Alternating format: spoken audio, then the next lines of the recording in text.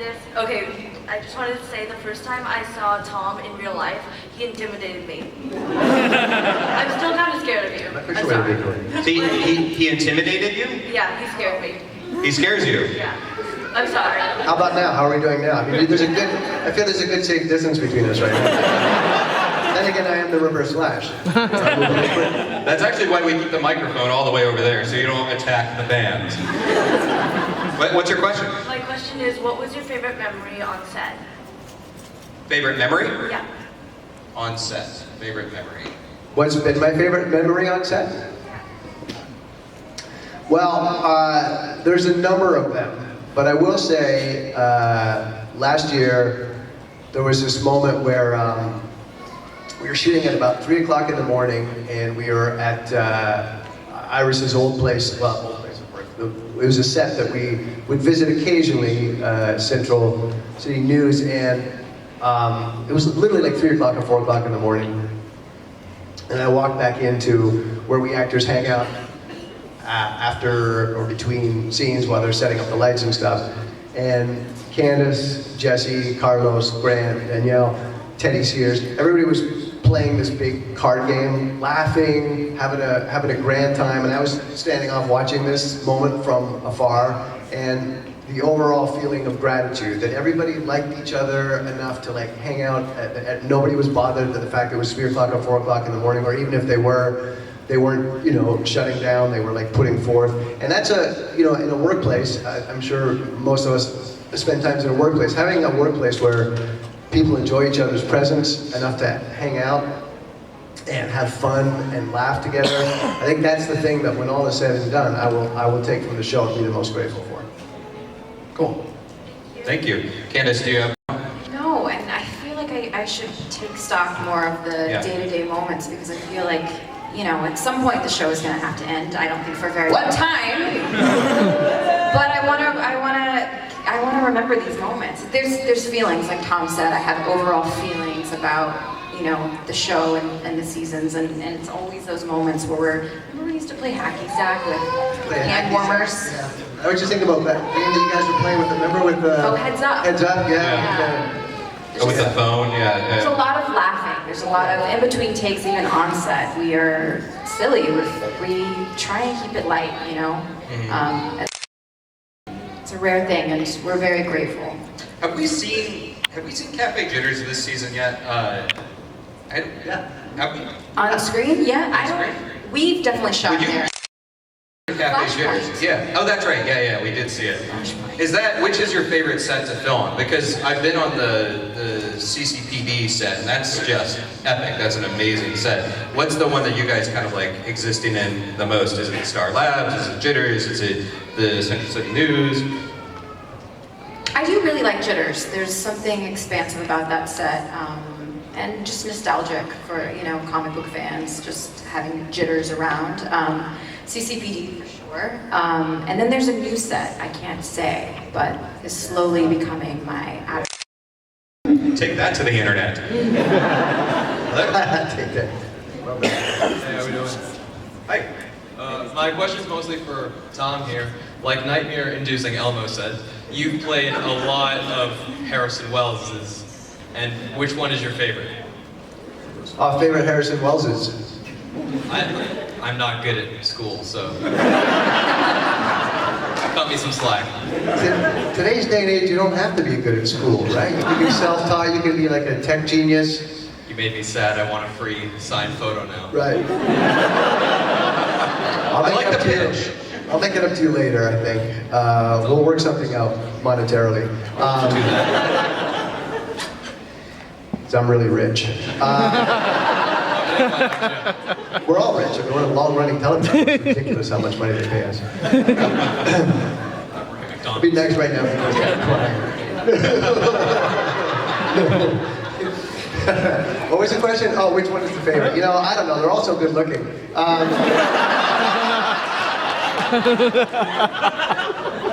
I think that I throw in my lot, to be honest, not to dodge your question to pick a favorite, but I kind of throw in my lot with the one that I'm playing currently, which is, you know, same thing last year. Like, you have to embrace the one that you're doing.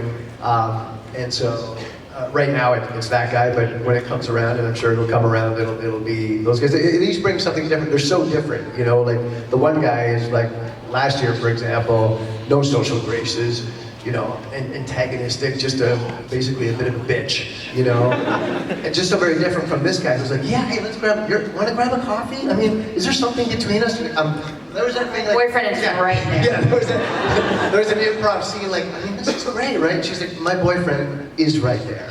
And Barry's like, what are you doing, man? I'm like, no, you're right. There's something enjoyable about playing a guy that obtuse, but you know, it literally comes down to the guy that I'm playing in the moment. Because we've seen sort of the Earth 2, the bit of she's a little bit darker, I would say, and sort of, I don't know if you would classify pre-Flashpoint and now as two different characters. I know. I feel like this She's a little question bit is about to darker. get very intense. She's a little bit lighter.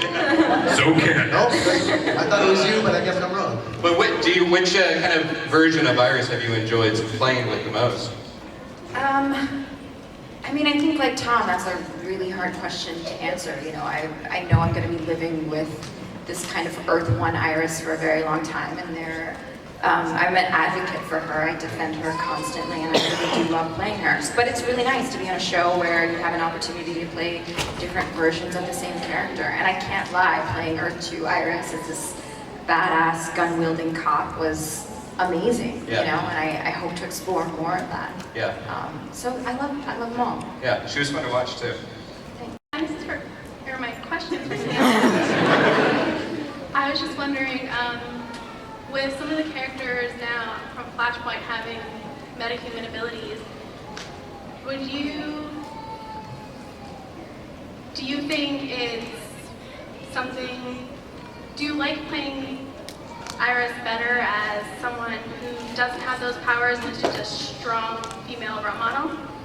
Yeah, that's a great question. I get that a lot. You know, will Iris have powers? Won't she? Do you want her to have them? And I think it's really important in a superhero story to have humans. Otherwise, it becomes a superhero team up, and there's nothing wrong with that. Those are great stories, but we already have that. It's Legends of Tomorrow, you know. And I think what's great about The Flash is we have such a human element to our show. Joe West, Iris West. And that's important. It's something that you guys can relate to. I hope we're all human here.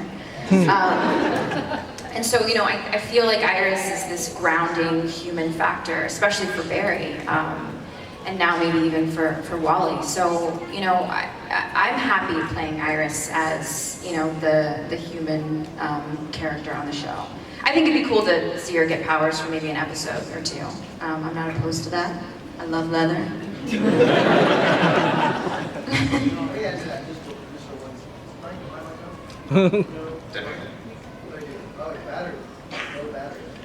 Watch this. But just to add that to what Candace said, you know, there's a lot of us that are this age watch the show, but also we get a constant onslaught's the wrong word, but of people who are younger people watching, and I think one of the things that they're drawn to is the superpowers.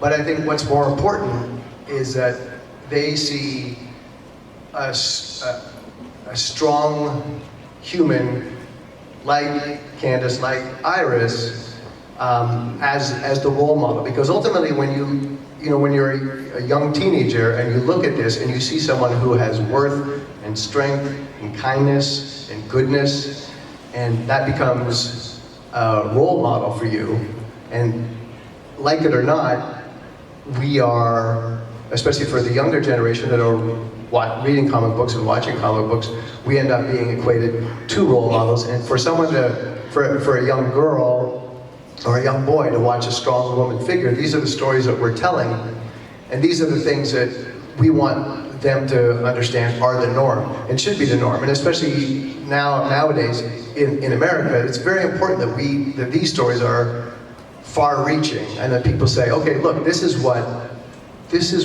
you girls should aspire to. This kind of strength, this kind of equality. This is one of the most important things we can do. If you want to tell a story well, you want to tell it the right way.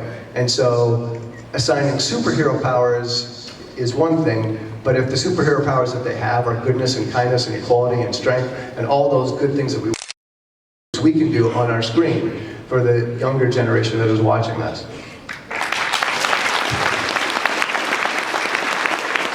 Current show. One of my favorite shows over 10 years ago was Ed. Which, by the way, has now ruined me with expectations. So my question is, what was your favorite big Ed gesture? Mine was definitely the waffle scene where he threw waffles at Carol's house. So what was your favorite Ed moment? It's very hard. That was like 1940. Our boys are coming home from war. It's all kind of a blur to me. I think one of the most joyful things about that show is like those people like Julie Bowen, Josh Randall, Justin Long, all those people that I work with, you know, that was one of those rare casts where those people became my closest and dearest friends. Whereas like on the weekend, I would see them. It's much like these guys, you know, and that's again, that's a rarity. It's an extreme rarity. And when I think of that show, I think of the bonds that I made, family-like bonds with those people that nowadays it's, you know, I don't know how many years later, about 45 years later, and Julie and I still like talk and compare notes and do all those things, you know. It's someone that you can lean on, and that's, you know, that's a rarity. In terms of like a grand gesture, yeah, tossing the waffles at a girl's house seems pretty good, doesn't it? No. She's like, can you stop that? And I think the line was written by Rob Burnett, was like, I can't really turn that off. So, yeah, I like your pick. That's a solid pick. Thank you. You're welcome. Good waffle pick. By comparing yourself with the characters that you play, what personality traits of yours would you recommend for your characters to have, and what personality traits of your characters would you want to have for yourself? All right. I'm gonna jump right in there. While you have time to think about it. I like the fact that he's always eating and he's hungry. So, available food, yeah, I think that would be my go-to. So yeah, traits that you would like to lend from yourself to your character and vice versa. I went with food, you can't take that one. That is a really difficult question. Yeah. That is a really It's difficult like you've thought it through. It's like, what is it, like 9 a.m.? This is crazy. No, Vancouver's bringing their A game today. Yeah, I love that. Nice going, Vancouver. Iris is quite fearless. And I wish I had a little bit more of that in my life.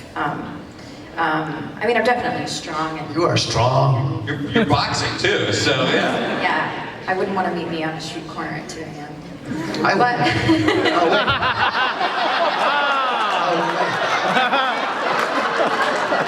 I misunderstood that.